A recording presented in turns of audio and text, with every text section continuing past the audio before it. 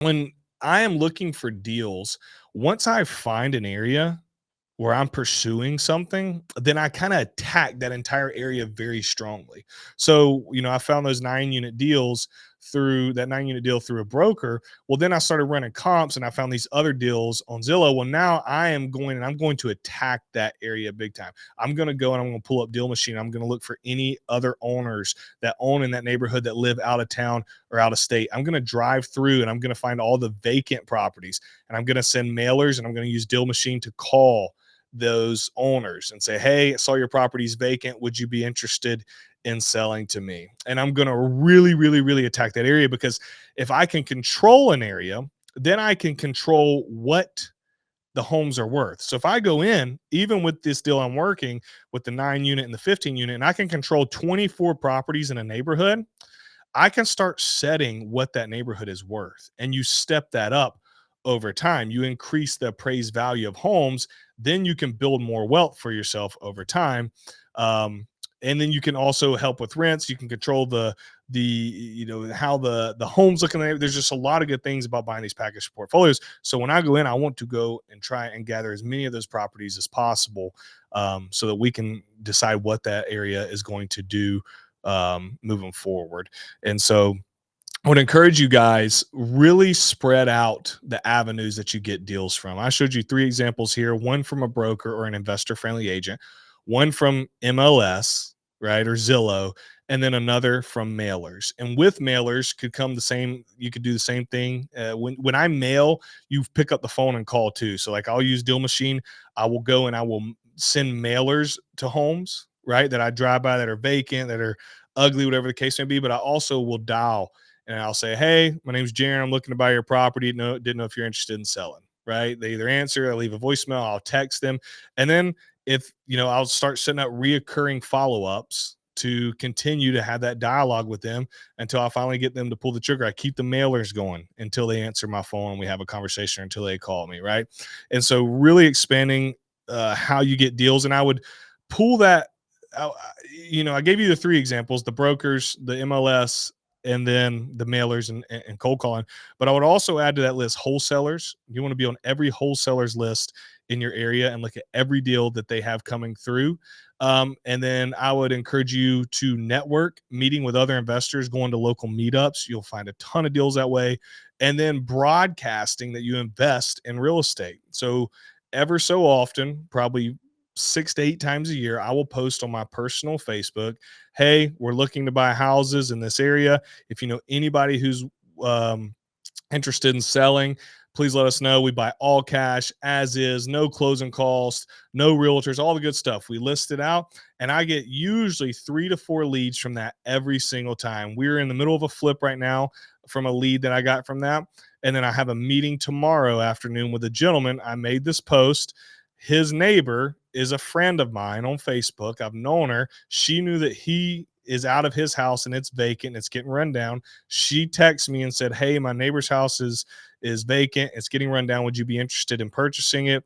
I said, "Yes, send me the address." She said, "Great." And then she ended up sending me his contact information. He's coming into town tomorrow. We're going to look at it. Hopefully, we can get a deal done. And so we just have all these different avenues going. And the beautiful thing is, these things are inexpensive. Most of them are free. The only thing that would cost money is sending mailers.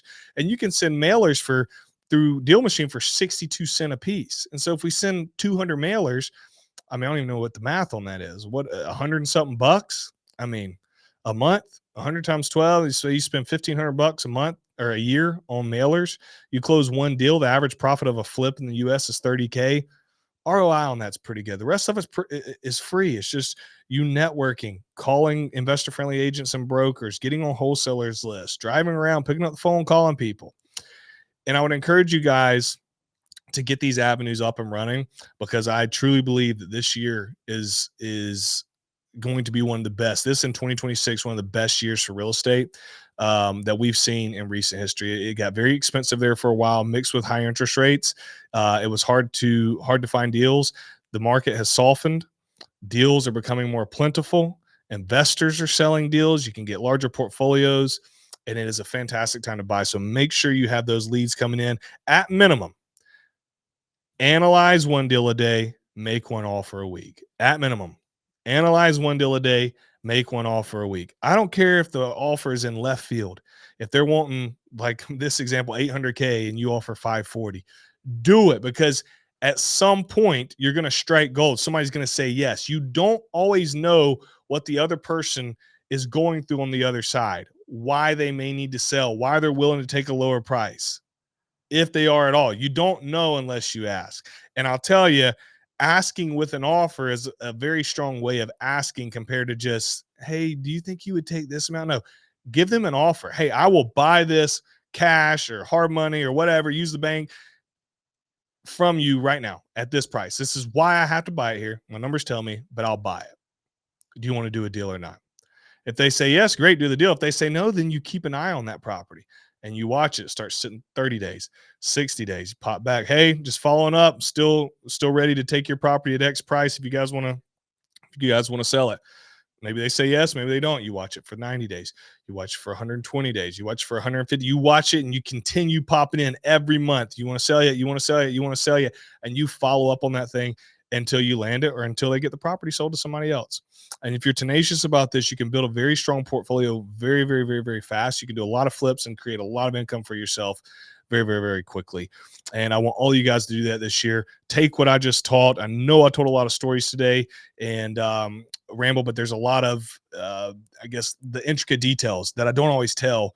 For whatever reason, just get called on different topics of how to run these deals, how to find them, how to process them. Take this, go put it into action in your target market. And I'm excited to see you guys have success. Hey, thank you for tuning in to the Jaron Sustar Show today. Again, snag the free ebook if you haven't already. There's a link down in the show notes. It's by me and Robert Kiyosaki, the author of Rich Dad, Poor Dad. We're going to walk you guys through how to buy your first or next investment property. And then if you would, leave me a 5-star rating if you're listening on podcast. It would be I'd be so grateful, forever grateful.